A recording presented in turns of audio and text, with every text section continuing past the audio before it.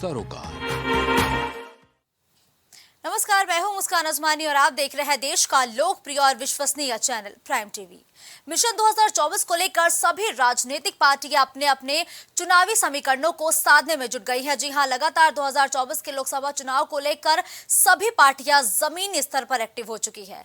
इसी कड़ी में सपा कार्यालय पर तीसरे दिन भी बैठकों का दौर लगातार जारी है और लगातार बैठकें देखने को मिल रही हैं। तो वहीं यहाँ सपा कार्यालय पर गोरखपुर मंडल के कार्यकर्ताओं की बैठक हुई। इस बैठक में मिशन 2024 और मुख्यमंत्री योगी आदित्यनाथ को उनके ही घर में घेरने की रणनीति बनाई जा रही है। ऐसे में सपा का मिशन 2024 की रणनीति पर सपा प्रवक्ता नितेंद्र सिंह ने प्राइम टीवी से खास बातचीत की है। उस बातचीत में उन्होंने क्या कुछ कहा है वो भी सुनिए।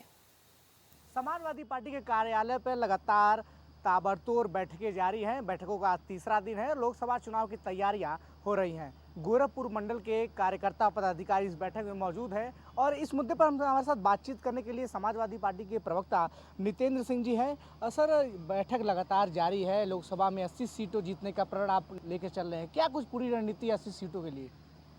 देखिए, रणनीति तो खुलासा करने का विषय नहीं होता है, लेकिन ये है कि हम लोग मंडल वाइज लगातार पार्टी में माननीय राष्ट्रीय अध्यक्ष जी मीटिंगें ले रहे हैं और जो हम लोगों ने बूथ कमेटियों के लिए लोकसभा वाइज प्रभारी बनाए थे उनकी समीक्षाएं हो रही हैं कि हम लोगों की बूथ कमेटियां तैयार हैं, जिले के संगठन तैयार हैं, विधानसभा और ब्लॉक और वार्ड स्तर तक के सारे संगठन हमारे कंप्लीट हो चुके हैं।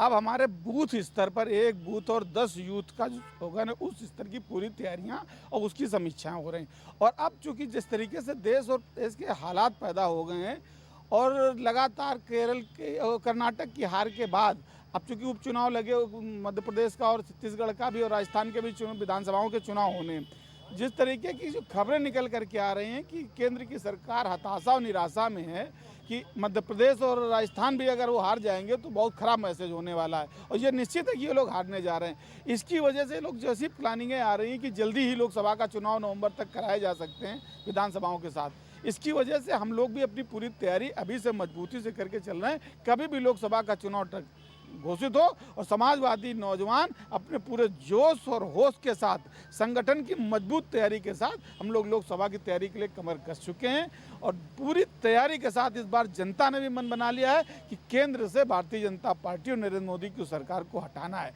क्योंकि जिस तरीके से इन लोगों ने अच्छे दिनों का वादा करके नौजवानों को 2 करोड़ नौजवानों को प्रतिवर्ष रोजगार देने का बात करके आए थे, स्मार्ट सिटी बनाने की बात करके आए थे, किसानों की आय को दोगुना बढ़ाने की जो बात करके आए थे, लेकिन सारे के सारे वायदे इनके जो जुमले साबित हुए हैं पूरी तरीके से। लगभग 10 साल जो सरकार के कंप्लीट होने वाले हैं आने वाले समय में, लेकिन आज तक इन पिछले बीते हुए 9 सालों में देश लगातार नीचे की तरफ गया है। और मैं तो ये कहूँगा कि आर्थिक मामलों में अब तक का मौजूदा जो प्रधानमंत्री हैं ये आर्थिक रूप से देश के लिए खलनायक साबित हुए हैं।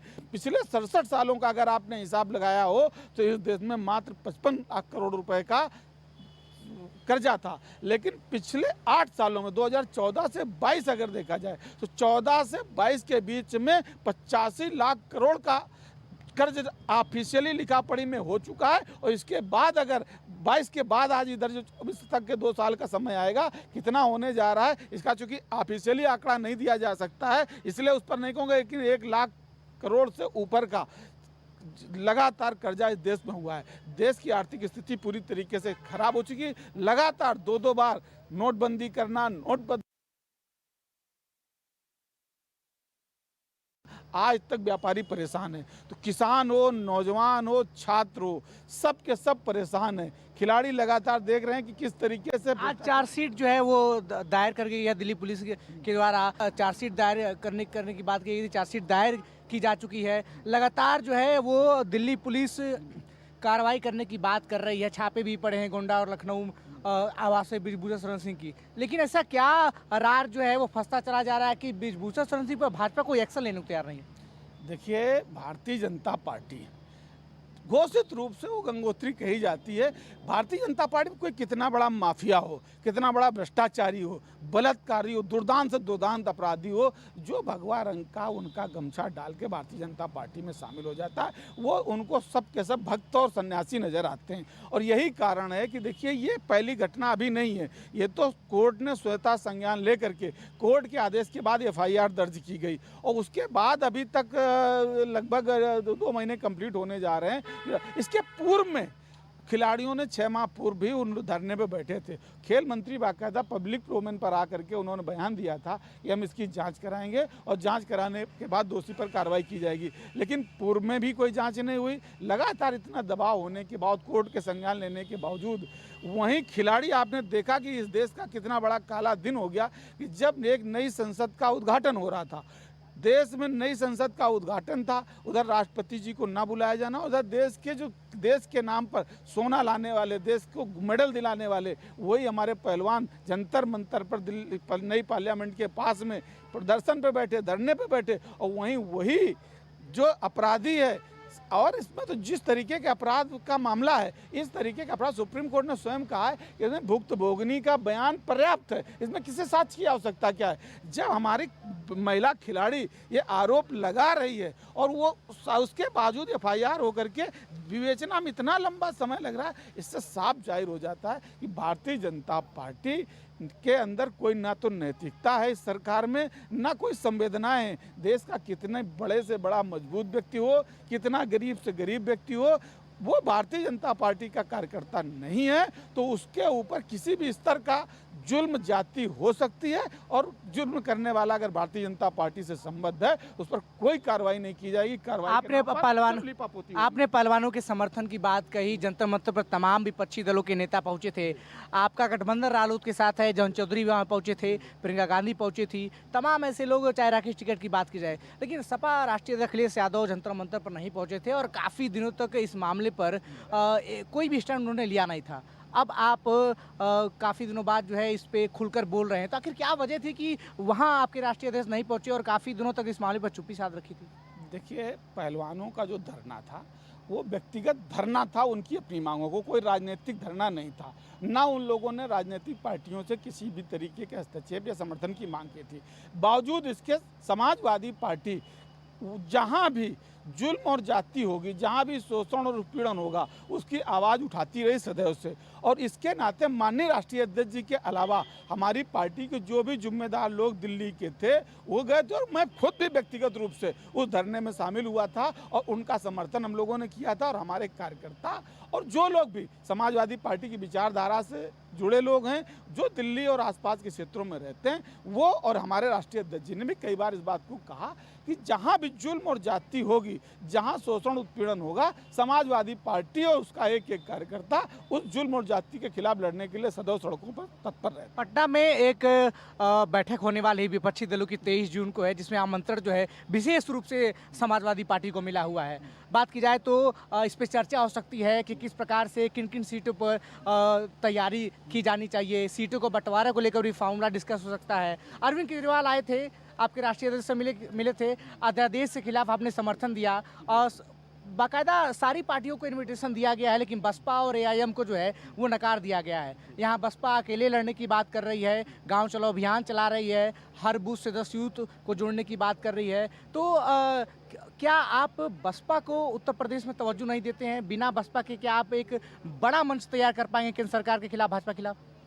देखिए, अरविंद केजरीवाल जी का आना, भगवंत मान जी का आना, और जिस तरीके से भारतीय जनता पार्टी की सरकार ने कोर्ट के निर्णय को, जिस समय कोर्ट बंद हुई उसी दिन रात को नए अध्यादेश के तहत उस सरकार के सारे अधिकारों को जब्त करना, ये बिल्कुल टोटल गैर लोकतांत्रिक है, अलोकतांत्रिक है। इस घटना को लेकर पूरे देश के लोगों में एक रोष है।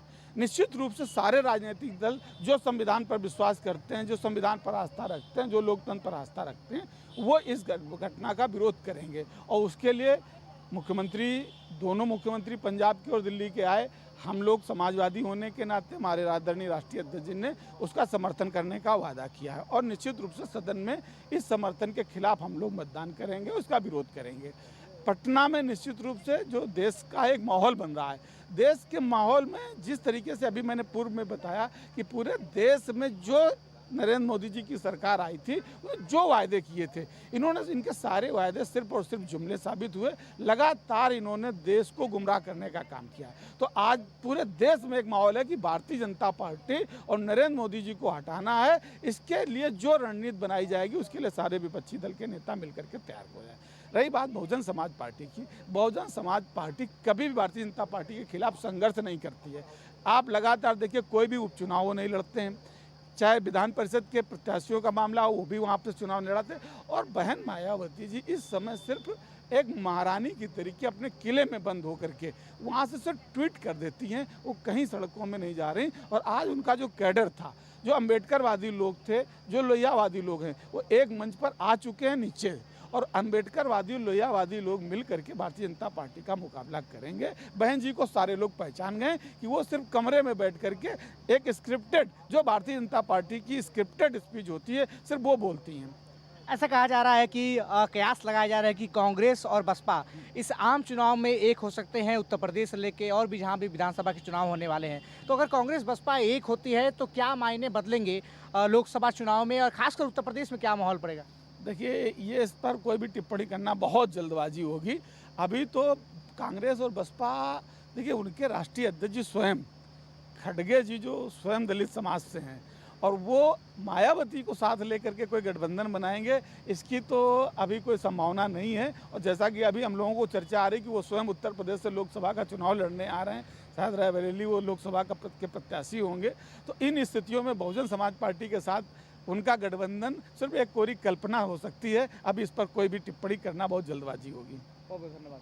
Thank you. तो ये थे हमारे साथ समाजवादी पार्टी के प्रवक्ता नितेंद्र सिंह जी, जिन्होंने साफ तौर पे कहा है कि मायावती सिर्फ बंद कमरे में बैठ के ट्विटर पर राजनीति कर रही हैं। एक तरह से उन्होंने मायावती को ट्विटर वीर कह दिया है।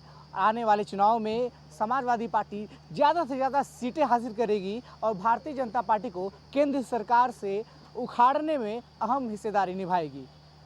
वीडियो जर्नलिस्ट नीरज के साथ मैं विवेक शाही, प्राइम टीवी, लखनऊ।